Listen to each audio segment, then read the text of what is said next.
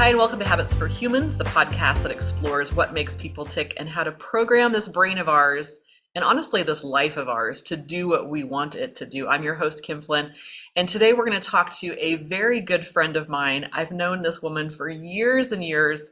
She's one of my favorite people on the planet. Her name is VioletRain Freedom.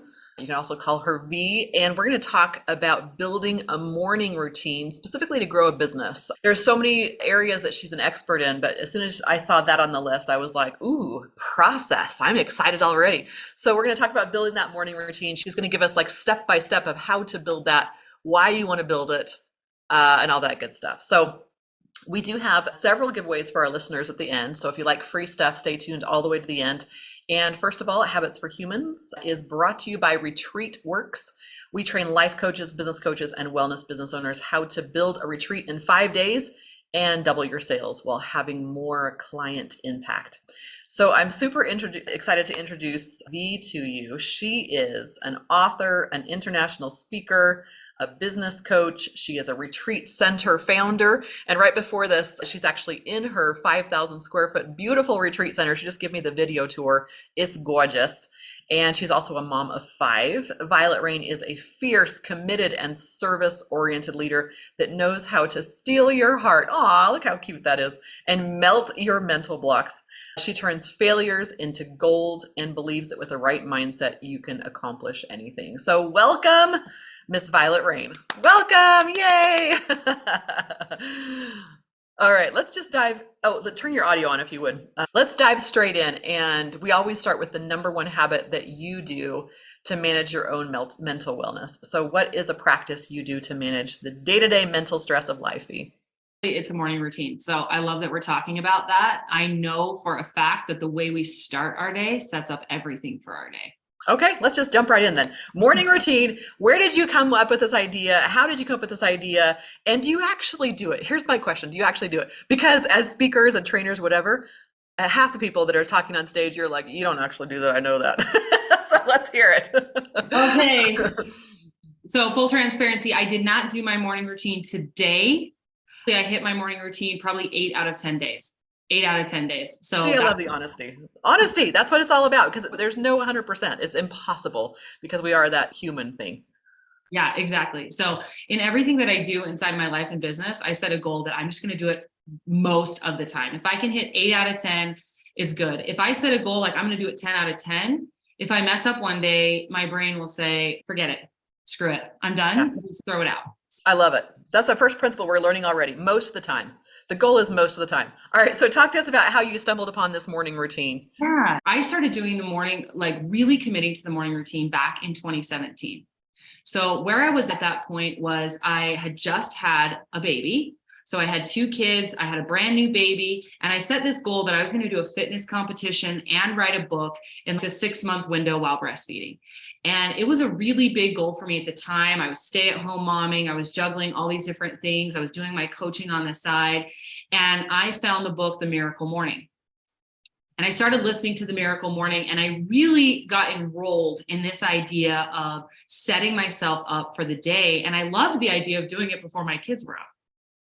This is a chance for me to have me time and to get in the zone before I've got kids demanding and needing things on my time. And if you're a business owner, you've often got employees or you've got clients. The minute you wake up, you have emails in your inbox or Facebook messages or LinkedIn messages. And there are so many people wanting and needing things from you all day long that giving myself this 2-hour window that was just for me was so emotionally hygienic. So that's when it really started for me. Okay. So you have this 2 hours. You've been doing this for a long time. My goodness, that's 5 years. You've been doing this 2 hours. I read The Miracle Morning probably around that same time, 2017. I probably did it for 6 months and then I was like, bag it, I'm sleeping. Talk to me about how you stuck with it. How did you create it, make it permanent? Yeah, it's really about creating kind of an addiction to the process. When you can get yourself set up to have those rewards to where you are hungry for it, you start craving it. So one of my hacks with The Miracle Morning is doing something that you really love. that you want to do, that you're excited to do, that you maybe don't get to do. And honestly, the key to making a morning routine that works is it gets to be customized. It really gets to be customized because there are lots of different mindsets and approaches. There's a lot of research around morning routines and how powerful they are. And everybody's different a little bit. They're like some people with ADHD or other like neurodivergent things, which is a much higher percentage of us than we realize, especially in the entrepreneurial world. We thrive off different things. So sometimes for people with ADHD, waking up in the morning and giving yourself like a hit of working out or something really intense isn't the best thing. It can fry your nerves for the day. So really, to have a routine that you can stick with, be willing to try it out, play with it, experiment with it. Don't feel like you need to copy and paste and be like everybody else. What works for me might not work for you. Like for my wife, she wakes up first thing in the morning and does one of the biggest no-nos. She gets up at 5 a.m. and she gets on social media. And so many people recommend that you don't do that first thing in the morning, that you don't go to TikTok or Facebook Reels, you don't get stuck in scrolling. But she has found for her that it inspires her, that it motivates her, that it reminds her like, I need to be out here and a part of this conversation because other people are scrolling mindlessly and I could be in here having an impact on people. And that inspires like the whole direction of her day, jumping in that way. I don't do that because for me, it's a black hole of distraction, but that's what works for her. And so just having a partner that's doing the morning routine with me, first of all, that really helps because it gets me out of bed in the morning because she's getting out of bed in the morning, but also really honoring that we see the world differently and we need different things to be set up for success in our day. I'm loving this. Okay, so when I tried the morning routine, everything's about me, apparently. Let's talk about me again. Enough about you. Like I read the book and I was like, okay, and it's pretty structured. It's like you have to have exercise and then you like read and then you do something spiritual and then you like I was like, okay, follow the system, that kind of thing. And it put me in a manic space of like, okay, I've exercised. Okay, now I need to do the reading. Okay, now I need to do the spiritual. And it made me just freaked out. What actually does work for me, and I'm realizing now just talking to you, I do actually have a morning routine. I have one. I went to Costa Rica a few months ago, as you probably know, and I was there for a few months. And my morning routine in Costa Rica was like, oh, yes. Like you talk about the addicted to the process. I would wake up and I would make my coffee, and you make it there, not in a coffee machine. It's like a pour through and it's very organic and hands-on. And then I would sit in the hammock and just watch the birds and write in my journal. That's my morning routine. And when I do a version of that here, I have a bird station set up outside of my window. So even in the snow, you can have birds. When I do, that's what starts me out on a calm and centered instead of that manic. So I'm hearing you. It's beautiful. Tell me what your morning routine is. Yeah. Is it birds? Does it involve birding? I really did want to jump in here with this because during that compressed window when I was writing the book and I was doing the fitness competition and I had first listened to Miracle Morning, I was really regimented. I had timers. So I was like, I really want to read this. So like the yummy thing that I did every day was I wanted to read Gene Keys, just a really phenomenal read. And yeah, your audio cut out for a second. What was the name of the book? Gene Keys. Okay.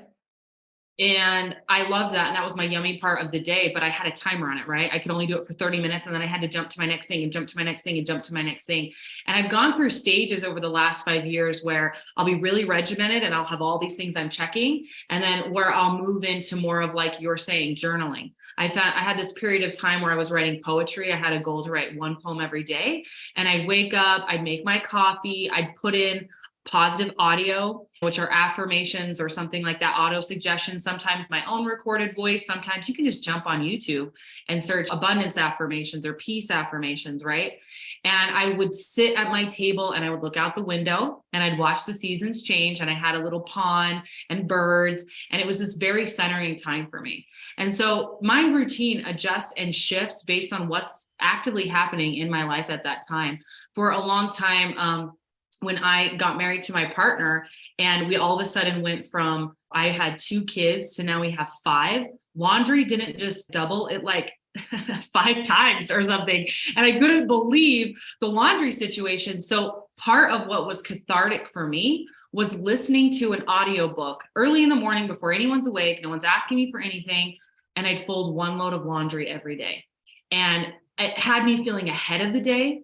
It had me feeling on top of what was going on in my house. I was getting the instructional audio in my head, and I was really making it my own. So this is like one of the biggest things that I could say for our audience today is find something that soothes your soul and excites your mind, so that you are starting in this balance, like I call it relaxed intensity, where you're feeling really centered, but you're also feeling empowered or motivated for your morning. So it could be listening to, I really love, there's like those workout motivational audios. Let's go for it. It's got like Les Brown, Tony Robbins, and it's a compilation. It can be 4 minutes, 12 minutes, 20 minutes. Throwing that in while you're doing your makeup and really stacking your morning. You know, if you pair it, like this is habit hack anyways, pair what you're doing with something else. So while you're doing your makeup, pairing it with an audio, and that will really build the habit to be consistent. Okay, I want to get back to habit stacking in just a second because that's another meaty topic in and of itself, but I still have some more to explore here. So you're talking about soothes your soul, this state of excitement. I'm thinking it's really about getting intentional about where you want your brain to be. So if someone's brain is naturally, and maybe me, very wired, like overclocked and that kind of thing, if that's who you naturally are, I'm hearing that what I need to do is breathe and make a morning routine that doesn't excite me, or else I will just run around like this. So what I would need, maybe I have ADHD, V, do you think? I've never had a problem with focus. I can focus really well. The problem is I'm just like, oh man, so regimented. And so for me, I need to move into a space of that calm relaxation. If I were to listen to Tony Robbins, I would not be able to sleep. I would just be working all day long. That's a problem for me. So that's what I'm hearing is make it custom for you. Make it custom for you. Yeah, So exactly. if you're wired, regimented, calm the fuck down and watch the birds. And if you're wired to just want to lay on the couch and eat Cheetos, put some regimentation, that's a word, into your morning routine. Is that what I'm hearing? Exactly. That's exactly it. That's what we get to do. We get to see where we're out of balance. So right now, my wife and I are doing a lot of work for entrepreneurs with ADHD. Funny enough that you bring that up, because there is a lot of misconceptions around it. And there's a lot of excuses, especially. It's become I don't know if the word's like popular thing to be like, oh, that's just my ADHD. I'm chronically late. It's my ADHD. And it's okay, cool. And what do we get to do? Who do you get to be to set yourself up to win? Because you don't get to just have this cop out that's I'm never on time and I'm never honoring my word. It's just my ADHD. Let's blame it on my ADHD. That's a box. We're boxing ourselves in and we're making excuses and justifications for how we're showing up in leadership, in our businesses and in our lives. So yes, if you see like I'm chronically late or I'm chronically lazy or I'm chronically like OCD and over hyper thinking, yes, there are some like tried and proven and tested things that support the mass majority of people in the morning. And one of those is journaling and one of those is meditating. So regardless of if you're an overthinker or you're lazy, meditation is so healthy for the brain, because regardless of what you're doing, being present is where your power is.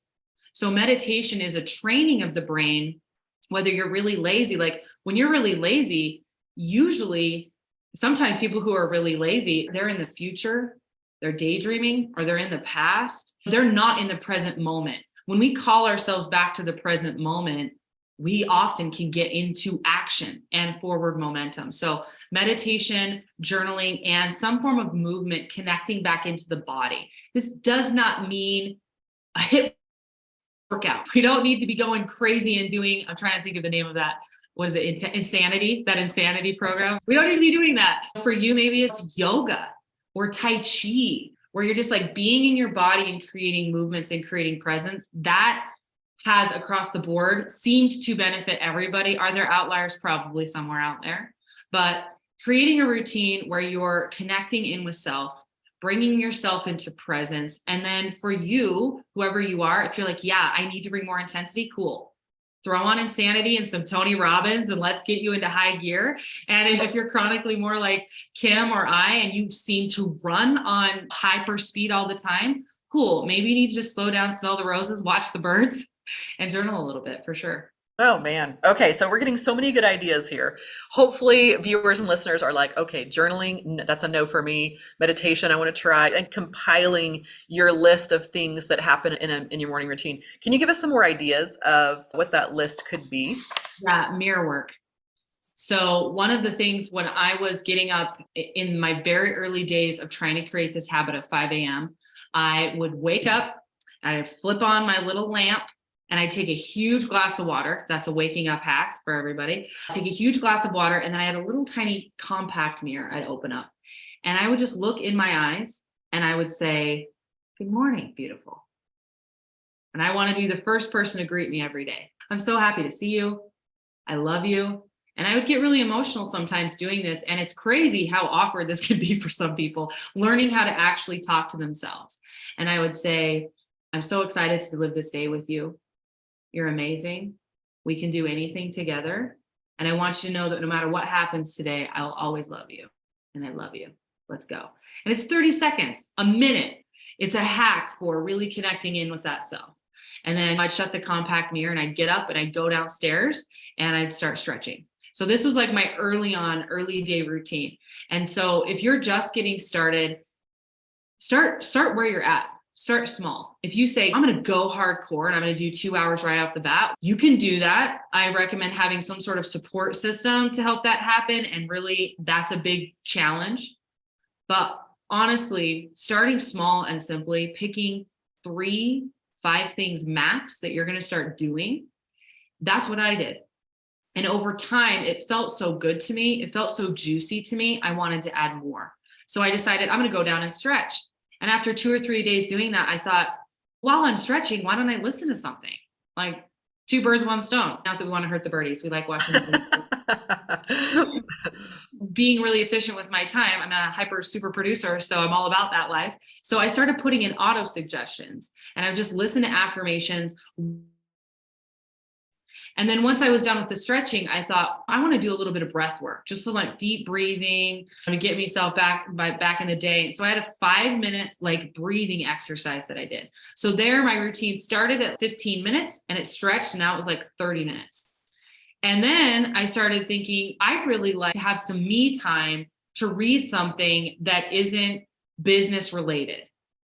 I have struggled with giving myself permission to do anything recreational or spiritual because I'm like, everything has to equal profits or money. That's been my stretch and my challenge. So I would give myself some recreational centering development reading and actually read it because I've been so busy in my life. I'm like, I just listen to all the books, but actually sitting down and holding a real live book, that became a very nurturing, grounding thing for me. And so I'd read. And then after the first day, my timer was when my kids would wake up. My kids wake up and now my time's done. No more me time. So it just started becoming so yummy and so juicy for me that it became something I wasn't willing to give up. It became something necessary for me as a mom and a business owner to be able to do whatever I wanted for a little bit. I'm loving this. This is reminding me of, are you familiar with Thomas More? I can't remember the name of the book, dang it, but he's written 3 or 4, and he talks about a principle of soul and spirit. And we do things that take care of our soul. Think about the mug of hot coffee and the snowfall, like that all fills your soul. And then spirit is what inspires you and makes you want to do more things. And so I'm hearing just a really good balance of soul, self-care, nurture, and spirit, inspire. Really cool. So you're recommending to people start really slow, go internal. There's no prescription of regimentation or anything like that. Find little things that feel so juicy to you and just start doing them. Okay, that sounds amazing. Not a problem. I'm even writing down things right here. I'm going to start, because right now I'm doing coffee just in front of my computer. Why don't I just sit down next to the window and do birding with my coffee like I did in Costa Rica? Oh, thank you for seeing my life on that one. So that's really, sounds really beautiful. I want to go back to mirror work really quickly. Yeah, the thought of doing that is horrifying to me. Tell me why we're so afraid, or your interpretation of why we're so afraid to love ourselves, essentially. Why are we so intimidated to look at ourselves and talk to ourselves? I don't know. I don't know what that's about for me. Talk to me about that.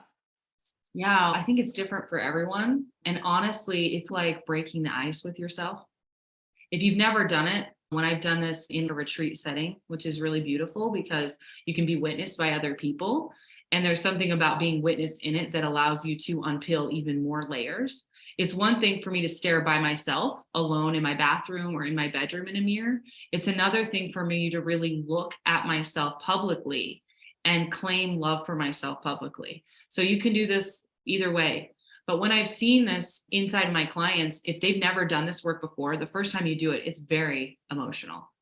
You will see yourself like smiling and laughing, deflecting with humor, feeling really awkward and inside of yourself. It's like meeting the most important person in your life for the first time. And it's really crazy when you think about the only person that we have from the moment we're born until the moment we die is us. And we are uncomfortable looking in our own eyes and saying, I appreciate you. I'm proud of you. You do so much for yourself all day. I got myself dressed today. I got myself coffee today. I'm doing all of these things for myself. I'm building a life for myself. I'm building a relationship. I had kids for me so I could enjoy them and raise them. Like everything in my life really is for this person. And yet I can't look her in the mirror and say, thank you so much, you badass. Like you're always there for me. No matter where I go, there you are with me, having my back and fighting for us to be happy and seeking for us to win in life and to be more productive and more successful in all of these things. And so for those of you who are listening that are feeling the call, you're probably feeling it inside. Even as I'm saying this, you're starting to feel maybe a lump in your throat or emotion in your chest bubbling up. See that as a sign of yourself saying, hey, yeah, let's talk a little bit. Oh, look how powerful you are. When I listen to you, speakers who are really good, and I would definitely put you in that category, I almost go into this hypnotic trance. I'm like, and I just want to follow everything you say. You have a gift. You have a gift. That's really powerful. I'm going to do it. I'm gonna do it as soon as I get off this recording. I was gonna say I do it tomorrow morning, but I'm gonna do it as soon as I get off this recording and have a conversation with myself. That's really cool, really powerful principle. Okay, so let's go back now that we've delved into mirror work and why that's awkward and given everyone a bunch of different ideas of what they can do to build their morning routine. Talk to us about habit stacking. Ooh, yeah, habit stacking is an amazing hack. So there's already things you're automatically doing, brushing your teeth, getting dressed for the day, doing your hair. So if you can link and connect something to something you're already doing, the likelihood of it happening just shoots through the roof. It's going to happen because you're already doing the other thing. So that current established habit becomes basically the trigger. If you guys have read, oh, what's the book? Shoot, I'm seeing the cover already. It's like a big wheel and it says habit big on the top. But basically you set up like a series of triggers and rewards to establish habits in your life. So if the trigger is something you're already doing, like that's half the battle, just establishing the trigger and remembering to do it. A habit stack would be when I go to get up in the morning, like if you go and you flip on a lamp or something on your bedside table, having the compact mirror right there, boom, that's a habit. You're flipping the light on already. So you just open the mirror and you just 30 seconds, talk to yourself, you shut it off, right? If you're going to do your makeup, okay, when I do my makeup, I'm going to read my affirmations on my mirror. Or while I blow dry my hair, I'm going to read affirmations. While I do makeup, I'm going to listen to an audiobook. Just 15 minutes a day. I'm a fast makeup doer because I'm all about efficiency. I can do it in 5 minutes, but even 5 minutes of new and powerful insights and concepts can really shift the entire trajectory of your life. It takes one idea to shift everything in your world. One. So creating room and space for new ideas to come in is money. And I know that wasn't the question, but I just had to throw that in there. And we're back to profits. Yeah, Yay. Nothing wrong with that, that's for sure. So we're all talking about habit stacking, and we're talking about, I'm going to veer us off course here for a second. We're talking about all these other speakers and other authors and other writers. What's your message, V? Like, you don't live and breathe habits. This is not what you do. What's your live and breathe? What do you do? Ooh.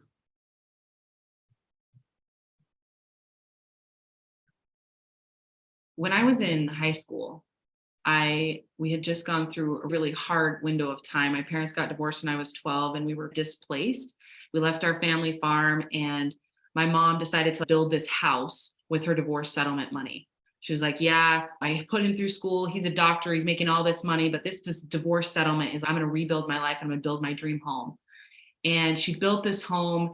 And when she built this home, it was like symbolic of her freedom and her power. And so when I got access to my bedroom there, she said, make this yours. And she let me put rainbows and a sun and stars. And I just went crazy. And I decided at that age of 16 to put a quote above my door. And the quote that I put above my door that I saw every day before I went to school, and that I still I have it burned on my soul. And as I'm saying this, I'm like, I know my next tattoo is "My life is my message" by Mahatma Gandhi. And if I were to say I had a core message or a core cry to the warrior in everybody, is to stand up and realize that we only know for sure we have this one precious life. And all we have is time. And where we put our time says something about us. If I only have a year left to live, what I do with that year means something about my priorities and what I value. And if you aren't making time for yourself, if you're not putting your energy into the legacy you're leaving, what is your life really about? We can say we're about freedom or peace or love or family, but when I look at your schedule, is that what I'm going to see? Or am I going to see that you're about Netflix binging and TikTok scrolling? Am I going to see that you're putting all of your time and your energy into people who don't really value you or support you or love you? So at the end of the day, in everything that I'm doing and in everything I'm inviting my clients and my circle and my friends and my family to, it's be the change. Be the change. Your life, the way you're living it, in the moment to moment beingness, not just what you're doing. How are you being when you're doing that thing? Are you being present? Are you being kind? Are you being love? Or are you just talking about it? Are you just thinking about it? Or worse, are you just dreaming about it? We need more people taking up the call to be the change and really live their message in every moment with where they're putting their time. Thank you. That was powerful. The piece that really stood out to me when you were talking was make this yours. And of course, your name, freedom, right? And I look at your life and I see you leaving a religion that didn't work for you, leaving a relationship that didn't work for you, and really just living this, make this work for you. If I can think of one story that stands out in my head with you, it didn't seem like a big deal at all, but we were at an event. I can't remember what event. I was speaking, or were you speaking? I think we both spoke at the event or something, but I made like some kind of derogatory remark in passing about my body or the way I looked. And it's so common that we do that. And I think I was speaking, you called me on the carpet on it while I was speaking. And I was like, wow, this is a powerful woman. This is a powerful woman. She's able to, I don't know, call me out on, I think of that phrase, make this yours, right? Of accepting my body as it is, of accepting myself as it is, and even the very first thing you let out with when we were talking about the morning routine is make this yours, essentially. Do what you want to do. So I don't know if I'm saying that very clearly, but I think that's what you're teaching. Through your life, through your words, I think that's what you're teaching. So anyway, you're a powerful lady. You're a powerful lady. We've got some free stuff to give away to everyone. But first, I feel like I should just turn the time back over to you for a second.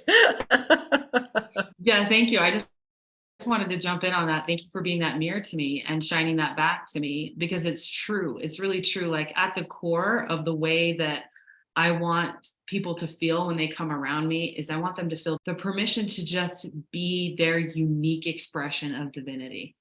I believe that what makes this world so beautiful and so magical is that we're all so unique and different, and yet also the same. We have all of these things in common. We all want life. We want love. We want connection. We want abundance around us. We want peace. But our ways to getting there are different. our gifts that we bring to the table, our ideas, our unique contribution. And it's one of the most selfish things in the world to try to be a copycat of somebody else. You rob us of you. And to show up in this world and to be present is to give. And to hide out and to play small is to take. And so as you're reflecting back to me so beautifully, like you've watched and witnessed my journey, like you're basically telling me like, this is what you bring and this is what you inspire. Absolutely. Make this life your own. Make your routine your own. Bring your way, your unique gifts, your unique talents, your unique flavor. Create a morning routine that's you, that's for you, that's by you. Sure, be inspired by other people. We need each other. We need each other. I have needed Kim at so many critical junctures in my life. And just now, even like her reflecting back to me, like, hey, yeah, your life's your message. And you're like the permission. You're like, make this your own. And what a gift that is. So we all have the opportunity to step up and be the gifts for the people in our lives that we've been called and placed to serve. And that being said, I can transition into my gift for everybody. Let's hear it. What's your gift? I love it. Okay. So what I'm gifting to you guys is my Archetypes Masterclass. Now, this masterclass used to only be for like my VIP one-on-one clients. And this fall, actually, I decided to just turn this in to a gift that I can give in moments like this when, you know, feeling so called. So the way that this masterclass is written, it's a 1-hour training going deep into the archetypes of the mind. So we have 4 voices that are like positive, powerful voices. And then we have 4 voices that are like the competing voices. So we've got a sovereign, that's the king and queen. Then we have our magician, that's like our creativity. Then we have our warrior, that's like the action taking, stand up for justice. And we have our lover. And then on the flip side of that, you've got the saboteur that takes you out of the game, the child, the victim, and the prostitute. Now, some people get a little antsy about me saying the word prostitute. I didn't invent the idea of archetypes. These have been around for a long time, but this is my interpretation and spin on them and bringing you guys some powerful identifiers for recognizing when you're in those voices. So for example, with morning routines, you're wanting to create a morning routine. You're not going to be able to do that if you're being a victim of your schedule or a victim of your children or your partner or your spouse. We're going to need to take you out of that victim and get you up into your lover where you're like, this is worth it. I am worth it.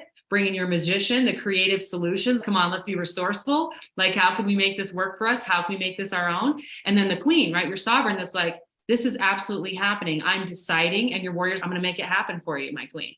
Right? So we get to bring ourselves out of the sabotaging, the whining about the time of day. Okay, 5 a.m. doesn't work for you. Can you do 6 a.m.? Like, what can you do? Let's get creative in our lives so that we can actually execute on the things we really want. So that's my gift. That's beautiful. I can tell you're super well versed in that content and it just flows out so beautifully. And I'm like, oh, I need a whole event on that topic right there. There's some meat there. There's some really big meat.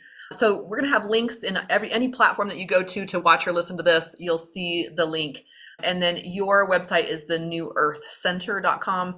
You can find those links again on every platform. So thank you for that. That's beautiful. Those 4 archetypes. Let's see, as we wrap things up, reminder that the goal of this podcast is to instill wellness habits into your daily life, to build a life beyond it's fine. Let's achieve spectacular, joyful, deeply satisfying, and with VioletRain's help, make this yours. Make this yours. I love that.